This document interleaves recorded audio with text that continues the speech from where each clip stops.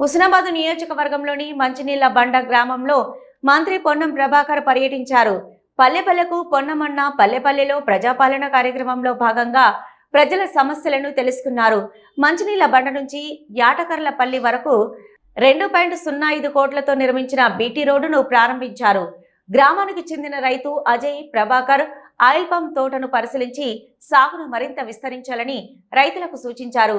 గ్రామ సమస్యలపై వినతి పత్రాలు స్వీకరించిన మంత్రి అధికారులు ప్రజా సమస్యలను క్షేత్ర స్థాయిలోనే పరిష్కరించాలని ఆదేశించారు.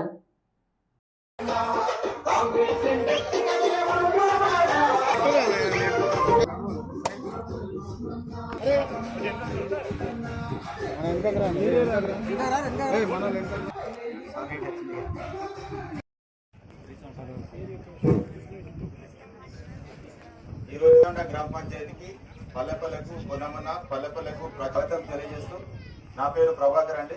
నేను విభజీ రాజు ఏపీఓ అక్కనపేట మండల్.